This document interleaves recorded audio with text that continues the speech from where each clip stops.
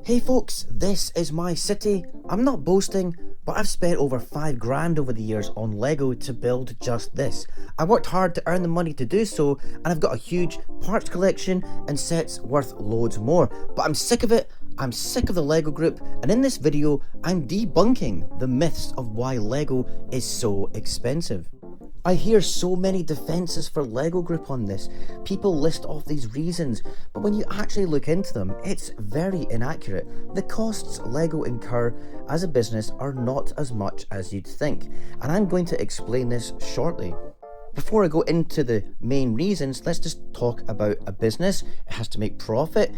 It's not an NGO or a charity, doesn't have to break even. I'm not complaining about making money, and I'm not complaining about the huge dividend the family who own Lego pay themselves. I think we all can agree that we want some Lego in our lives. Even myself, I'm still buying Lego, so if that means we have to pay a premium, I'm fine with that.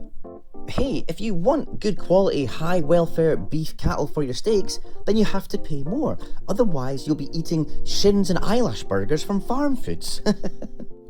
Let's be honest about the costs of Lego. It is actually ridiculously cheap to produce. The design costs are nowhere near as high as you'd think. In fact, all the costs are not as high as you'd think. The percentage that retailers take is small. Every reason you've ever heard about why it's expensive is false.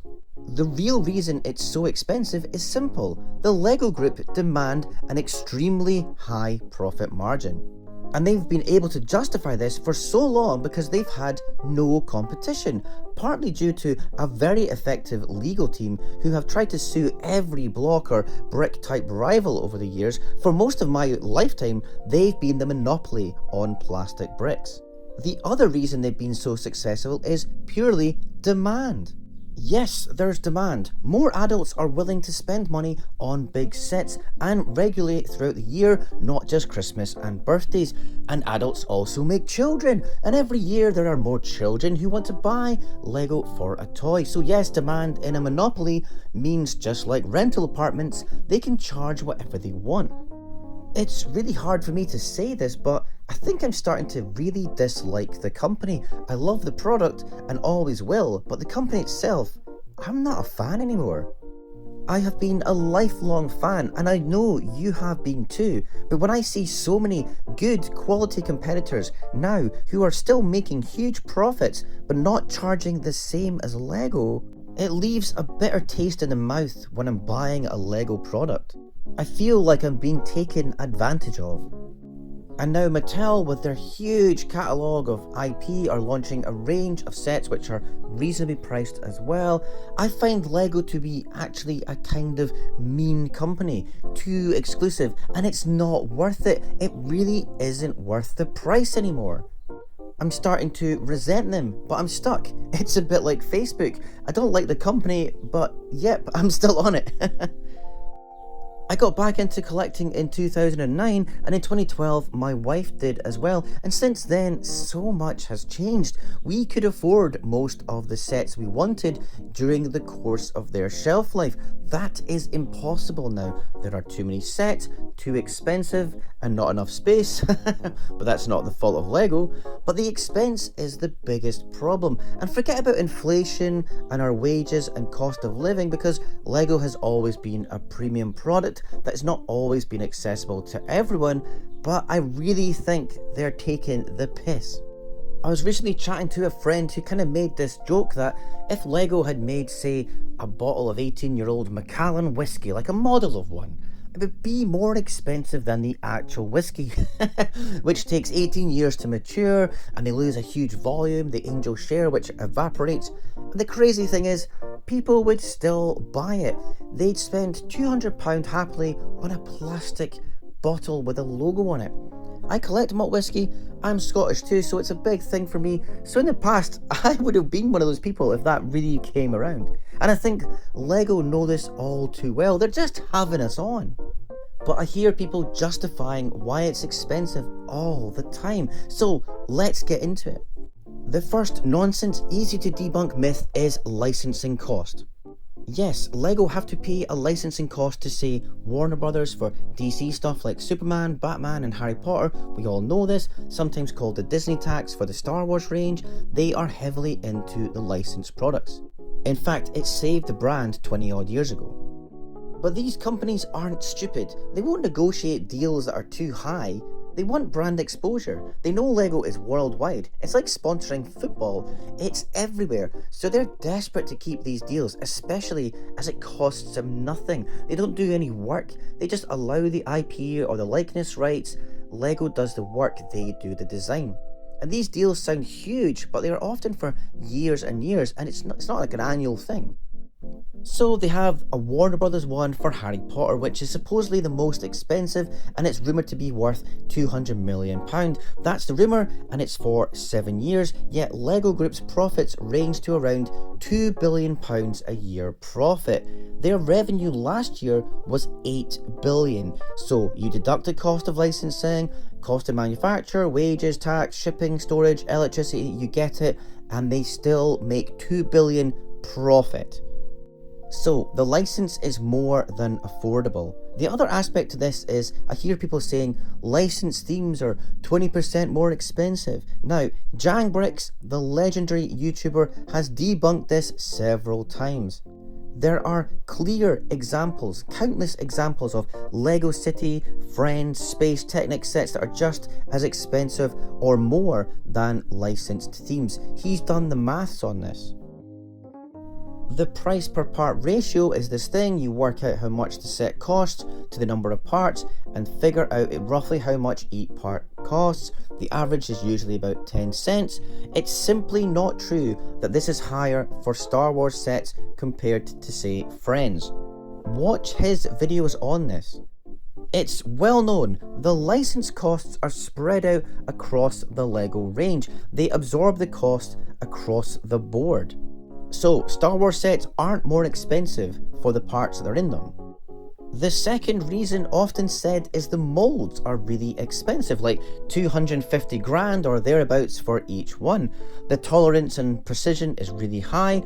This is true, no doubt, and the design process of the molds is expensive. You have engineers working on this, making prototypes and computer models, so yes, there is a high expense for these molds. And yes, these molds don't last forever, they wear out eventually, like 10 to 20 years. But let that sink in. So in its lifetime, which is a long time, like even if it's just 10 years, they still produce millions of parts. These machines run all day and all night as long as they're serviced regularly. So within less than a few months, they make back the investment in development and the cost to produce the mold. The sheer volume of parts produced more than pays the cost. Yes, LEGO have lots of molds, but again, they last for years and years, and they produce so many parts in so many colours all the time. They have warehouses in China, Mexico, Hungary, the Czech Republic and Poland just sitting there with literal tons of parts, like so many, they'll never run out, and they're always adding to it. So yes, it's an expense, but over time, the unit cost per brick becomes a fraction of 1 pence or 1 cent. And again, plenty of examples of rival companies who still have the same volume of parts produced and costs for molds. So the next thing is quality. Yep, no one is disputing the quality of LEGO bricks. The main thing is clutch power. We all know you can get old bricks from the 60s and they'll connect together with any brick from any era. Great. The manufacturing and engineering is precise, and yeah, that's expensive. And for sure, a few years ago, it used to be true that knockoff LEGO like Lepin was poor quality. Definitely true. Some Chinese brands on AliExpress are also not consistent with clutch power. But go and buy a set from Blue Bricks, the German brand, or Go Bricks or Lumi Bricks, there is no difference. The tolerance and quality is the same, so it's nonsense. They managed to produce the same high precision without spending so much on the molds, and their sets are half the price of a comparative LEGO set. And I'll give you a really good example. Kada is a premium Chinese brand. They make their own stuff, licensed as well, no knockoffs, and they make their own parts.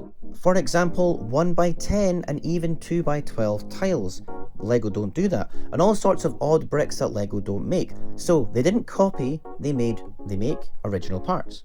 Kada also don't use stickers in any set. They have high quality gloss and matte printing on all their sets. Kada is better than Lego. Don't believe me? Buy a set. Just buy a set and see for yourself. The clutch power is perfect. The ABS is high quality and the same weight, if not heavier, than Lego sometimes. Also, their instruction booklets are better than Lego. They have more gloss, more pictures, they do less pages because they put more steps on each page because they know... Are you retarded? No, we're not. We can follow instructions. So, it can be done. It has been done. Kada make better quality sets, without stickers, with licensed themes, with better instructions, and again, comparatively to Lego, they are half, if not more than half cheaper than the equivalent Lego set. Sort of related is another easily debunked nonsense myth. It's the cost of design. And this one really annoys me. So there are teams of talented designers. Lego Star Wars has 15 or 18 people. That's it. Across the company though, they have loads of designers, some who work on sets and themes. Then there's the graphic designers, there's minifig designers, box art and instructions. Believe it or not, the average wage of a Lego designer is just $34,000 to $40,000 a year. Yep, you heard, it's not as much as you'd think. And believe it or not, there's actually not that many designers. A lot of the designers work on multiple projects and many sets are worked on for 6 to 8 months, but often it's a few months, like Speed Champions designs are bashed out in 8 to 12 weeks and then they're on to the next thing. As far as I know, the graphics team that do all the design for printed pieces and stickers is actually like a handful of people. They have just 2 offices in Billund. You think it's this huge company with like 100 people working around the clock on each theme. It's just not. I've met several in recent years and it's surprising. The teams are so small that pretty much everyone who works as a designer for Lego knows each other. I've worked for some huge companies myself and I couldn't even name people who worked on the top 2 floors above me. It's a small team. The website for just Pick-a-Brick is around 10 people. That's it. A few web engineers, some layout designers, marketing, it's nothing. These people obviously worked very hard, but there's just not that many of them, which is quite surprising, so it's not actually that expensive for these departments to operate. As far as I know, the accounts department and the legal team and marketing department have, by and large, the most staff in the company, and then its distribution. Supposedly the lawyers for Lego are also the highest paid staff in the company. So this fallacy that the design cost is so high, it's a total myth. It is a cost, but it's not as high as it's made out. Again, go back to the revenue and profit figures. These costs are not as high as you think at all. I'll give you a really good example, for instance. Blue Bricks, again, they have a small design team, it's tiny, they bash out set after set. Look at the range, it's not small at all. Just the Star Trek range itself is huge. The designs are solid, quality, rigorously tested, the instructions are easy to follow and designed well. They prove that it's not that hard. It's not as expensive as you think to come up with these designs. Part and parcel of this is the cost of instructions. Anyone that says the cost of the printed instructions is one of the reasons it's so expensive doesn't know what they're talking about. Yes, the paper is heavy, so that adds to the weight of shipping, and then you factor in the cost of printing. Do you know how much it costs to print something like that? Well, you wouldn't believe it. On standard GSM paper, which is cheap, like they use for Lego instructions, even with double-sided colour printing, for a large set where you have maybe 40 to 60 pages, to print 1 million of those would cost £3,000. In the UK, based on print costs here, it sounds a lot. Lego make millions of sets. Gosh, that's going to be expensive. But can you think of where they might produce the instructions? Let's say It China. isn't in the UK. It isn't on UK prices. China.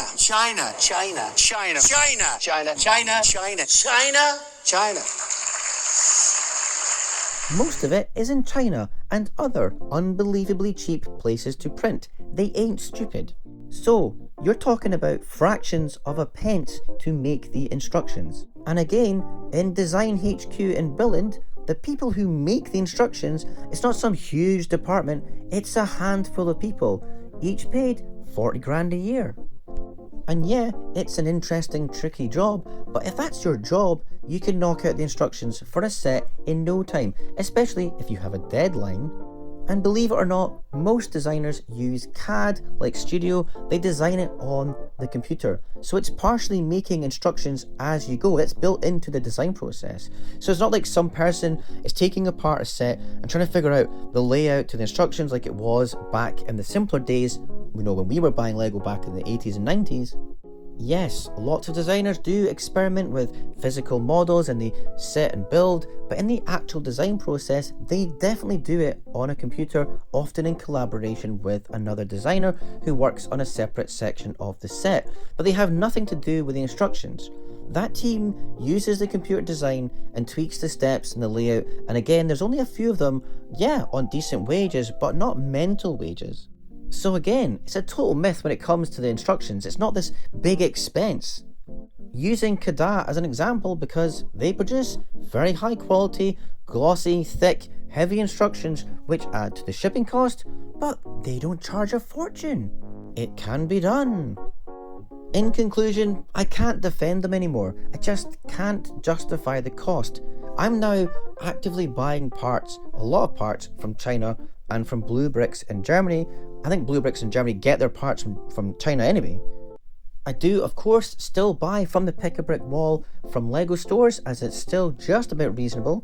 I will always buy minifigures from Lego. I will still buy sets, but only when they're discounted, especially for resale in the future. I do invest. So I'm not out of Lego, but for the bulk of my mocks, I'm no longer buying Lego parts. Because for my city and other projects, I've had to look elsewhere. I'm buying lots of parts from AliExpress now, like windows and plates. I'm buying train stuff and base plates from Germany and China. And I want to have unusual, different things in my city and my collection, so I won't have any Lego vehicles in my city. Most of my stuff is mocks anyway, using Lego sets, so I do build from Lego, but also sets from Blue Bricks, and I want to get more designs from Rebrickable and do that instead. I will never buy a knockoff of a Lego set because I think that is stealing the design, but I certainly don't feel guilty anymore with buying parts from non-Lego brands. They did this to themselves, and I think people, are a bit stupid. I don't want to sound mean, but I think people are dazed by this brand and sucked into this snobbery about non-Lego, yet they're being played by the company. I have this kind of odd analogy about this. I'm not posh, but I have owned 4 Mercedes station wagons over the years. They've all been older, second-hand cars, but I've done some serious miles on them and driven across Scotland and the Highlands many times, been over to Europe. I had one E-Class that did 250,000 miles recently. They've been great cars, and I stuck with the brand. Anyone that knows me knows I've got a soft spot for Mercedes as a company. But did I ever go to the dealership, the Mercedes parts and servicing? No, because I'm not stupid. I'm not getting ripped off. I enjoy the original product. I like the brand, but I'm saving money where I can. And the funny thing about Mercedes is the quality for me, it has deteriorated over the years, yet the prices are still high. And all the other competitors out there now make just as luxurious and reliable cars that don't cost as much. So certainly as a brand, Mercedes is a little bit devalued. And I think it's the same with Lego. It is a bit weird to use that example, but I hope you know what I mean. Yes, they have new people coming to the hobby, the company is strong, yet sales were down 2% last year. For all the new people coming, they are certainly losing people too. They're pricing people out of the hobby, and that's why they don't have the growth in China, particularly that they expected, as it's too expensive for the Chinese market.